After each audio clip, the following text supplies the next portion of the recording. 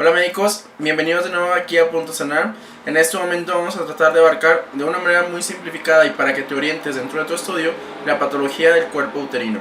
Lo primero que vamos a hablar o que nos vamos a enfrentar siempre van a ser preguntas acerca de miomatosis uterina. ¿Por qué? Porque es de las cosas que tiene una clínica muy característica y tiene ciertas cosas que son pues preguntables como tal. Entonces, aquí lo primero que tienes que saber, pues que los miomas van a ser el crecimiento del tejido del miometrio de una forma muy abundante. Y esta presencia o esta proliferación miometrial ocurre a consecuencia de una estimulación, ya sea estrogénica o por progesterona. Esto quiere decir que los medicamentos que nos inhiban estas vías nos pueden ayudar dentro de su tratamiento, que es algo que suelen preguntar mucho. Hay ciertos factores de riesgo, principalmente todo aquello que te prolongue una menstruación larga, o sea, que su menarca sea temprana, que su menopausia sea tardía, que la paciente no haya tenido hijos. ¿Por qué? Porque son periodos de años o periodos de tiempo en los que, sí, como quiera, se sigue generando estrógenos. A diferencia de una mujer que ha quedado embarazada, pues está en un periodo en el que se produce una menor cantidad de estrógenos. También hay otros factores de riesgo como puede ser los que abarcan el síndrome metabólico, la obesidad, el sobrepeso y también el síndrome de ovario poliquístico. De acuerdo a su localización vamos a tener pues miomas submucosos, que debes de recordar que son los que más sangran, miomas intramurales, que son los más frecuentes, y miomas subserosos.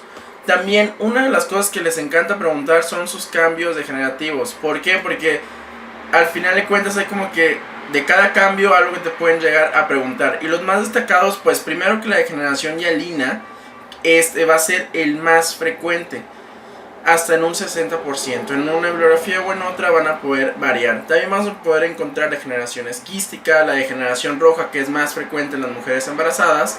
Y también podríamos llegar a encontrar degeneración sarcomatosa, que se presenta o que tiene un riesgo de evolucionar a cáncer de endometrio hasta del 1%, menor del 1%. Y esa fue una pregunta anteriormente.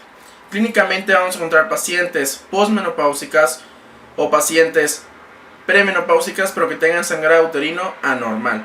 Encontrar miomatosis uterina en una paciente postmenopáusica, pues en la clínica puede ser algo que sea factible, pero ya en un examen nacional yo me centraría más en el rango de edad entre los 30 a los 45 años, que es como te lo podrían llegar a preguntar, porque ya un sangrado uterino en otras pacientes de mayor o de menor edad, pues por ejemplo de menor edad podemos hablar de abortos, o de mayor edad podemos hablar propiamente de hiperplasia endometrial. Entonces no me iría tanto por eso en el sentido del examen nacional.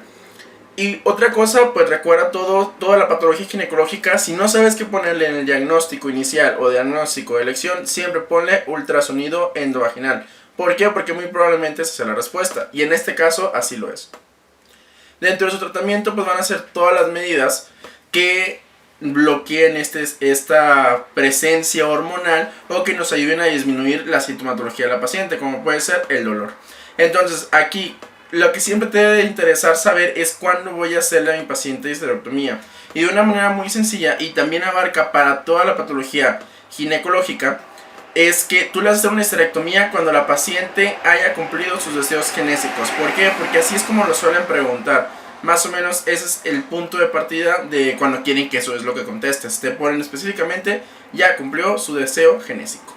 Vamos a pasar ahora con los pólipos endometriales. Igual como los pólipos del cervix van a ser protrusiones. Estos en este caso van a ser la causa más frecuente de sangrado en las pacientes postmenopáusicas, y pues su tratamiento es la resección quirúrgica y nada más. Lo vas a ver, aquí te debe estar apareciendo una imagen de cómo se ve un pólipo endometrial. Vamos a pasar ahora con la hiperplasia endometrial. Ahora sí vamos a tener todos nuestros factores de riesgo, porque igual como sucede con la lesión intraepitelial cervical y el cáncer cervicouterino, aquí la hiperplasia endometrial comparte todos sus factores de riesgo, son iguales que para el cáncer de endometrio. Entonces si tú te aprendes los dos, ya lo hiciste. Los factores de riesgo principales pues van a ser obesidad, que la paciente no haya tenido embarazos, toda aquella cosa que te haga que tengas una menstruación más prolongada, que ya los comentamos, menarca temprana, pues menopausia tardía, la nuliparidad, que tenga datos de síndrome metabólico, como puede ser diabetes, hipertensión, también que tenga exposición a estrógenos, endógenos o que tengan historia familiar. También en algunas bibliografías te mencionan que la terapia con tamoxifeno es una de las causas que pueden llegar a producir un factor de riesgo. Vamos a tener tres características patológicas: la hiperplasia simple con atipias y la hiperplasia compleja con atipias. Siempre que te pongan en un resultado de patología la presencia de tejido atípico o de atipias, debes de pensar, número uno, de que tiene un gran riesgo de progresión a cáncer. Obviamente tiene sus porcentajes cada tipo de cáncer de progresión, pero recuerda que aquí tienes que estudiar mucho y tienes que enfocarte en salir muy bien en el examen. Entonces, siempre que te llegan atipias, pues trata de pensar en darle un tratamiento más agresivo a la paciente. Y aquí es donde te pueden llegar a hacer que tengas que decidir si la paciente tiene o no deseos de gestación. Pero ya cuando tiene, por ejemplo, en este caso, hiperplasia endometrial con atipias, y como principalmente los casos clínicos son son de edades muy avanzadas, entonces aquí el tratamiento pues pasa a ser histerectomía. Y también algo que debes de saber es que el diagnóstico nuevamente lo hacemos por ultrasonido y su confirmación por anatomía patológica, en la cual pues, nos van a describir los tipos clínicos que te acabo de comentar. Por ultrasonido vamos a tener ciertas medidas que también es importante que te acuerdes: 5 milímetros para pacientes que son postmenopáusicas, o sea de grosor del endometrio, y van a ser más de 12 milímetros para pacientes premenopáusicas. Es importante que los recuerdes porque te las pueden llegar a preguntar. El diagnóstico de elección, pues aquí ya tenemos que entrar con un histeroscopio y hacer una toma de la muestra que está ahí, o sea hacer una biopsia para hacer confirmación histopatológica. Y por último tenemos el cáncer de endometrio. De aquí nuevamente hay que centrarse en sus factores de riesgo, que ya los comentamos. Que recuerdes que va a haber dos tipos de cáncer de endometrio: tipo 1 que es el endometrioide y tipo 2 que es el seroso o de células claras. El tipo 1 es el más frecuente, es el que se relaciona con todos los factores de riesgo que acabamos de comentar. Y ya el tipo 2 es aquel que no está relacionado propiamente al estímulo estrogénico o a la hiperplasia endometrial. Eso también puede ser algo que te lo pueden llegar a preguntar. De aquí de su clasificación, recuerda, te voy a estar compartiendo en el grupo. Si aún no estás en el grupo, el link lo vas a poder encontrar en la descripción de este video. Te voy a estar compartiendo ahí en las unidades las tablas para correlacionar el estadiaje con el tratamiento que le vamos a dar. Aquí nuevamente lo más importante es que veas que sus estadios van a ser aumentados. O sea, ¿qué quiero decir con esto? De que en el estadio 1 se encuentra nada más reservado al órgano diana. En el estadio 2 se extiende pero no afecta a las estructuras adyacentes. En el estadio 3 ya afecta a estructuras adyacentes. Y en el estadio 4 pues ya se fue. O sea, ya hizo metástasis. Esto es importante que lo recuerdes porque te lo pueden llegar a preguntar. Y ya en su cuestión de tratamiento, pues aquí también trata de identificar así a rasgos muy grandes.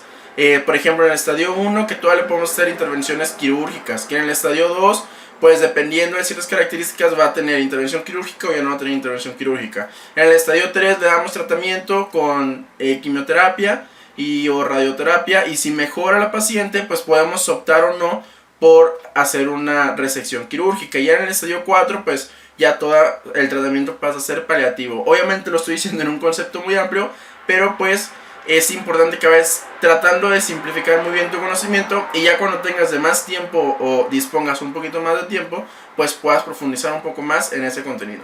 Y bueno, con eso terminamos el video de hoy. Espero ya hayas aprendido algo nuevo y por supuesto que te haya gustado. No olvides suscribirte a mi canal, darle me gusta a este video y compartirlo en tus redes sociales, y estar activo en el grupo de Red Médica con los casos clínicos. Soy el Dr. Treviño y nos vemos hasta el siguiente video. Chao, chao.